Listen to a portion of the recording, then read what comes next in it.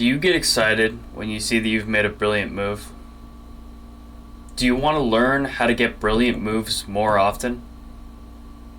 Hi, I'm Matt Black Knight, and in today's video we're going to be looking at some of my past brilliant moves in order to understand why they were brilliant and to hopefully learn how to make brilliant moves more often.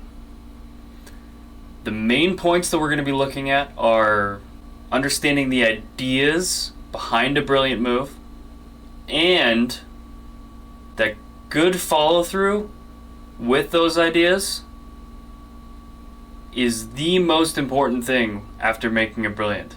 Because if you make a brilliant move and you blunder immediately, then you might as well have not even made that move. Now, in these games that we're going to look at, I was not very highly rated. But I think it illustrates the point of good follow-through, because in the games that we're about to see, the follow-through is absolutely horrible. So strap in and let's take a look. Alright, so let's just get right into it.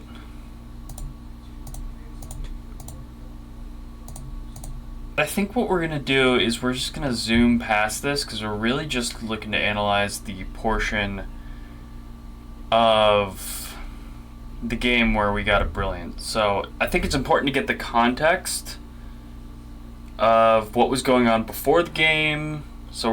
But we don't really need to do a play-by-play of what's going on here.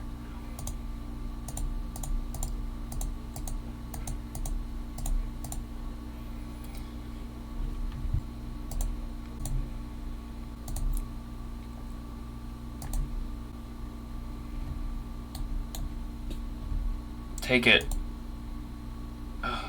Moving on. Oh my god. It's just...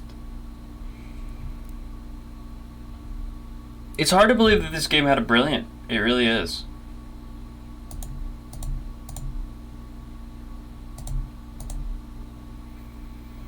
Although with how our opponent is playing, not entirely surprising.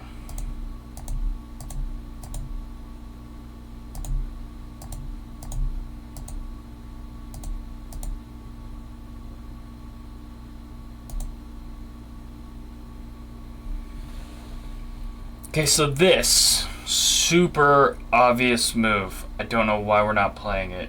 I really don't.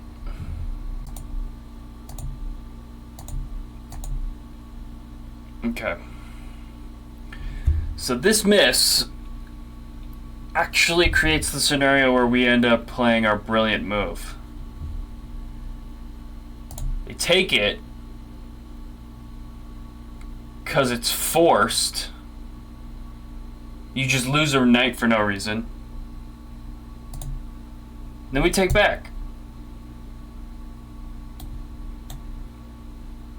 The reason it's brilliant is because, oh, you're ignoring the threat on the bishop to see what we're about to do. Okay, so they take it. Terrible. Then this comes in. We're completely winning here. Almost nothing they can do to stop this. And then they play so horribly that it actually allows mate in 2. The threat was this. That was mate. There are a couple ways to stop that. The best one is this. You lose the queen here.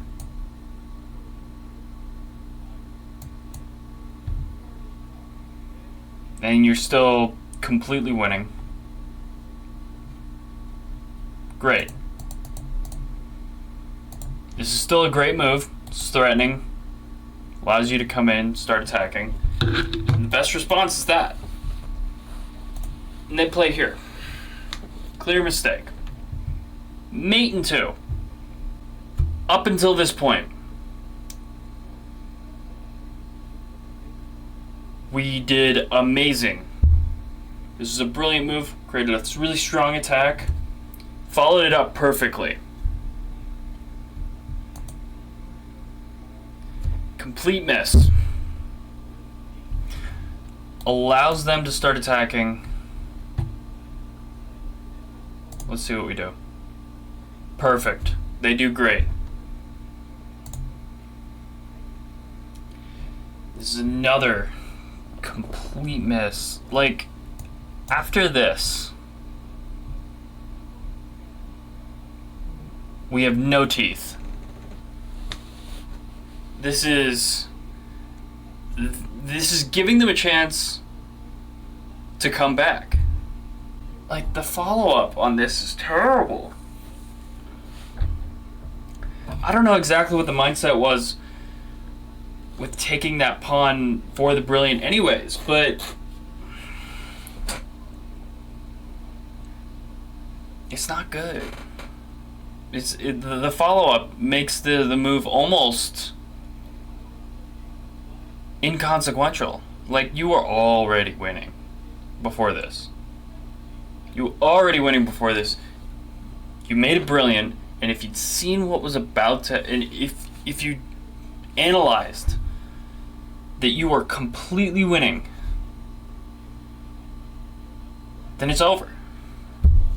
And even when they made this mistake, you could have just won straight out, completely winning. But then you came here.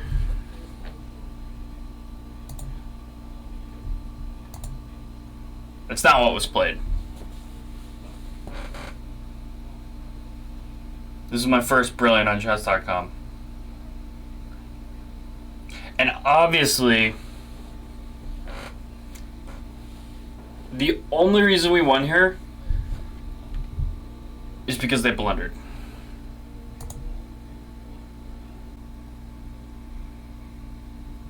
I find it really hard to believe that he thought all of that through. He did play the great move, which was actually amazing. So maybe he did see it on a superficial level, but if you can't find the mate that results from that, what's the point? It's the only reason that this is not a game that went on for 20 more moves is because they blundered. Alright, so this is the second ever Brilliant I had on chess.com. Let's see it. Let's take a look.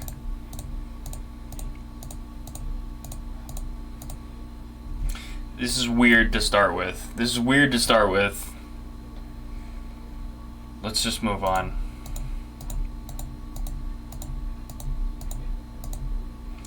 See, already we're losing here. We're already losing here.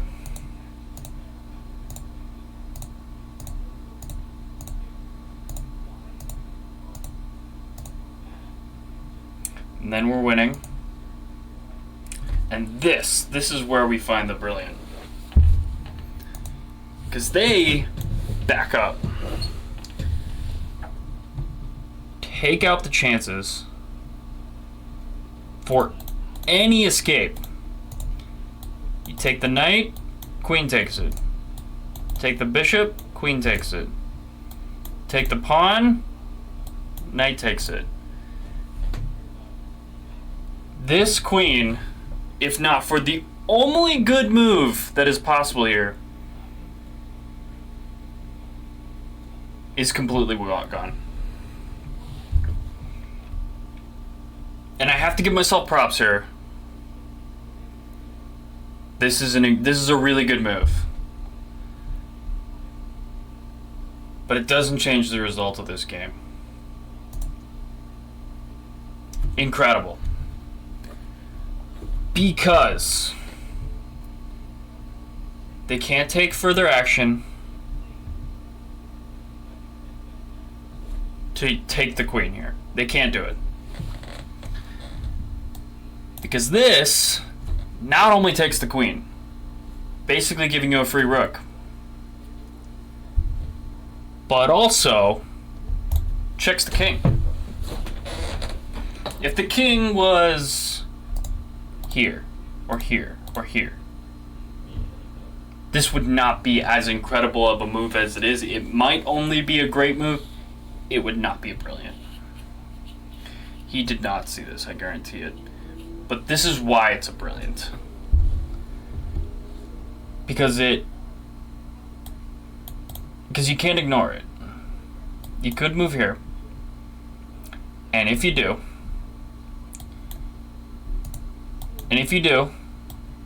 check. Capture queen, check. King has to go either here or here. You can't capture this. You cannot capture here because you've already moved your bishop. Let's see what the best move is. This is better. Now he doesn't follow it with the best move, but he saved his queen. Basically, making this a trade for a rook and a pawn for a knight. 3 points additional material. Amazing. What does he do next? They make an inaccuracy. We make an inaccuracy.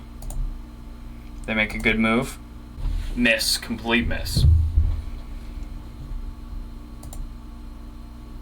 Great move.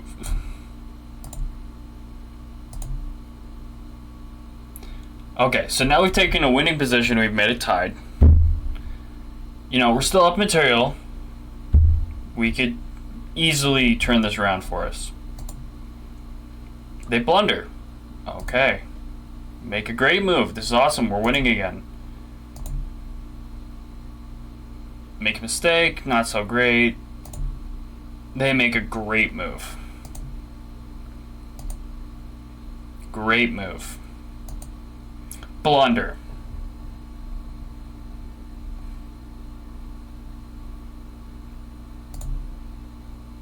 Miss. Miss. Blunder. So we've taken a winning position. We're up material, but our queen is basically in no man's land. This knight's gonna come in, completely destroy us. We've taken a great position, and we've completely ruined the game. Good move.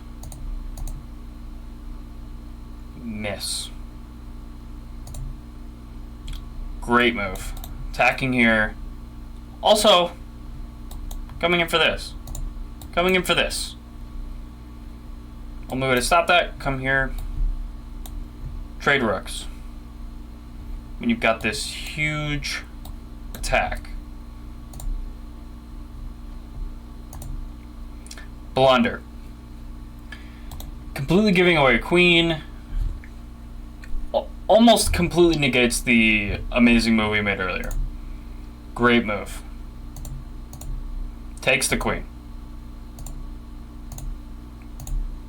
Takes the knight. Miss again. This is mate in 8. I'm not going to show it to you. He's not going to see it. They're not going to see it.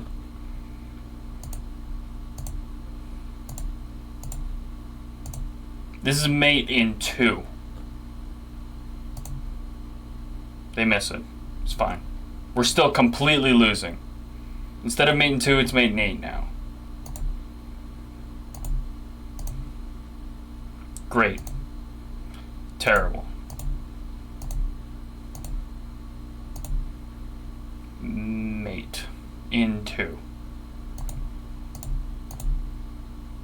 They don't see it, but it's almost irrelevant now because they are up 16 points of material. You completely lost this game. This was the most acceptable brilliant. We completely ruined it by not playing well.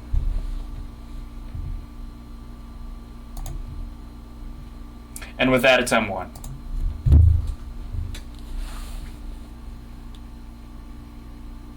This was a brilliant move at the beginning to save the queen. We saved the queen here. This is actually a great move. This is the second best set of moves we are going to look at in this entire video. Saved your queen. Loses it completely a few moves later.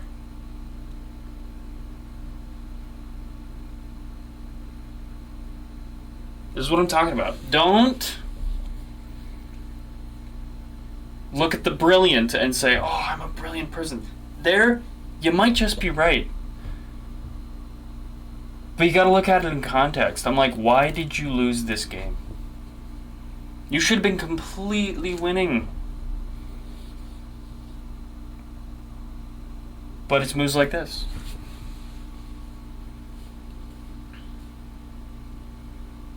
You gotta be able to follow that up.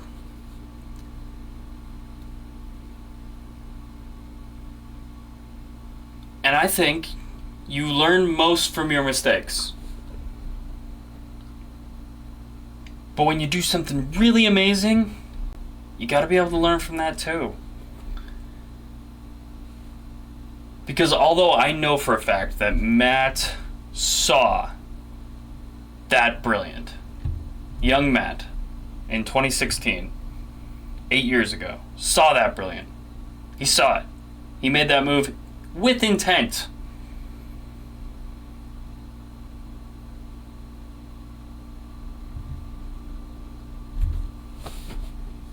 You couldn't follow it up. And I think we should be analyzing not just our mistakes and where we mess up, to learn from them, to never do it again, but also where we're doing great, where we do amazing things. When you make a great move like this, you should really understand why, so you can replicate it in the future. Don't just say, oh, blue shiny badge. Gotta be able to understand it. You gotta be able to do it. Again, repeatable moves. This is amazing. This is actually amazing. And he follows it up with trash. Moving on. Alright, so this is the last one we're going to look at from 2016. Then we're going to look at one from just last year.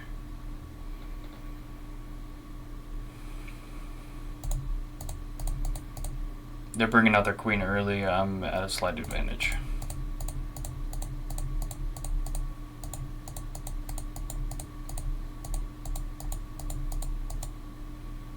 We're completely winning at this point.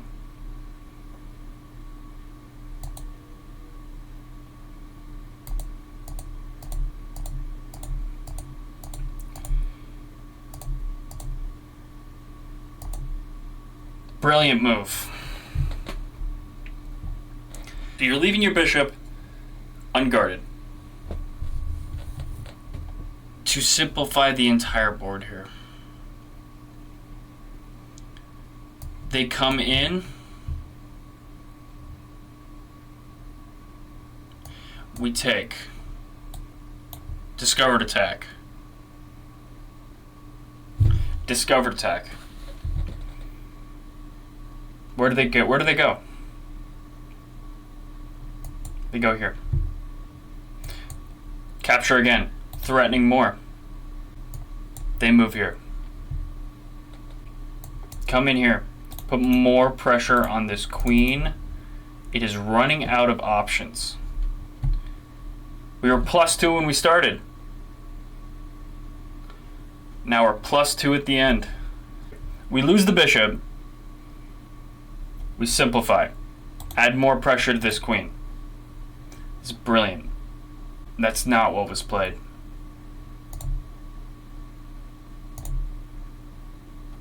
Even better course of action. Now we just get a pawn for free. And a knight for free. This is a great follow-up. This is a great follow-up.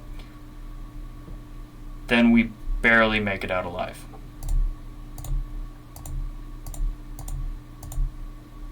We are in even better position than if they had made the best possible moves. We're in better position. They made worse moves.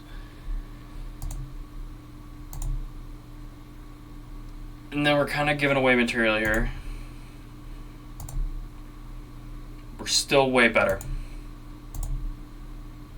Starting to give up some advantage here. It's fine. We're doing great. This is a great follow-up. We can't maintain it. And this is almost completely drawn. This is a nearly perfect execution of this. But then we mess up later in the game.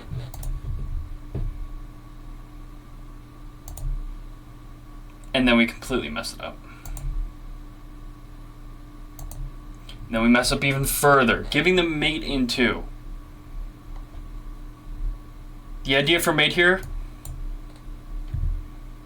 Check. What can we do?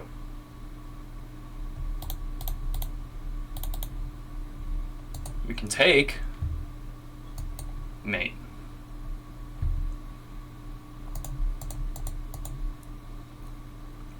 That's not what was played.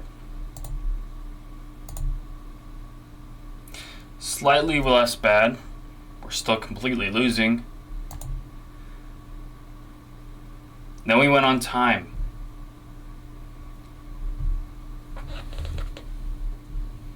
If we didn't win on time here, this would have been dead lost.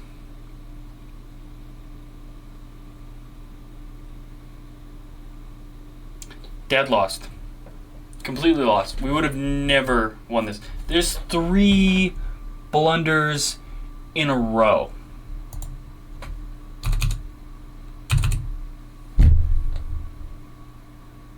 Just because you made a brilliant move does not mean you're brilliant. Now, this one, honestly, great execution. Incredible execution. Almost the best execution we're gonna see in this whole video. Incredible.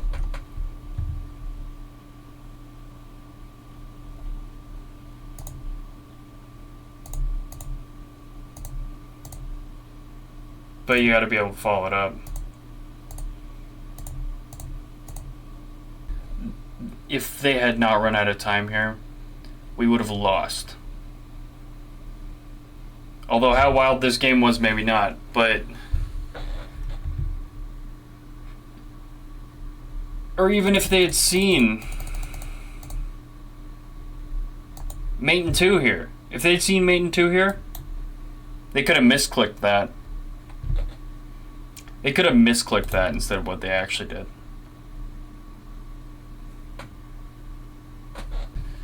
We're gonna look at one more. Now this one is actually incredible. But we tripped at the finish line.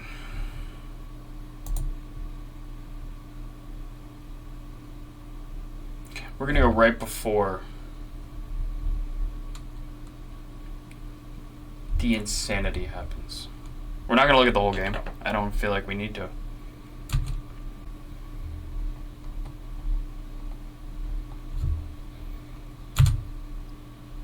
Then we start to get great. A little bit of a miss there. Great move. Great move. Little inaccuracy.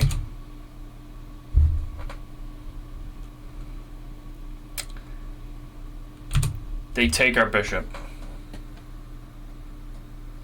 So what do we do in response? Sacrifice the rook. There are 4 ways to stop this from being checkmate. There are 4 ways to stop this from being checkmate. Let's take a look at them. We end up right back in the same position with that one. This. Another brilliant.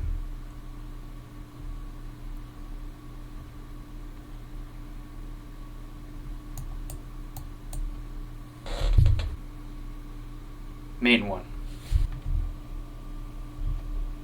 They could block here.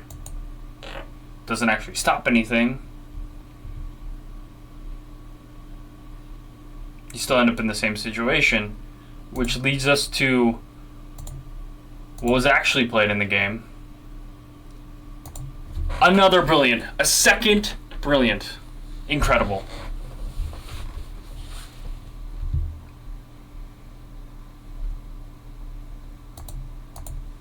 Check again.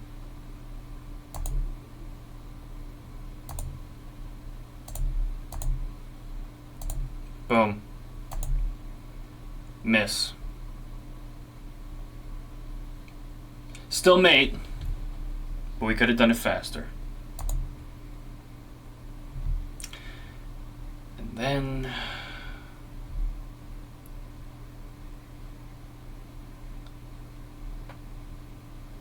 I think I remember this.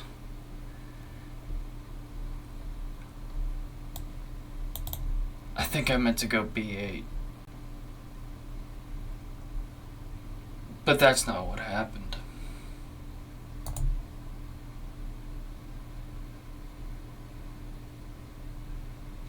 Now you may think, that's checkmate. Nope. That's not only not checkmate, only one legal move that my opponent could make here. And it is forced mate in 2.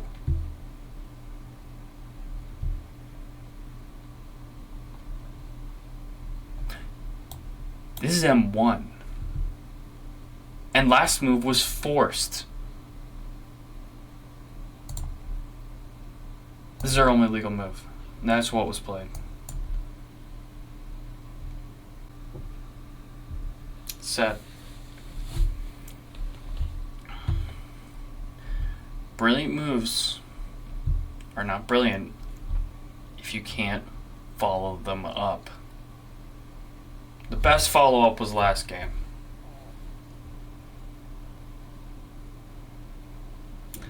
This is so sad. Because it was almost perfect.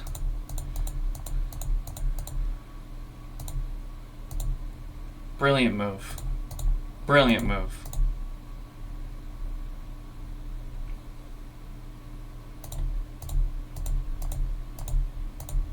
Miss.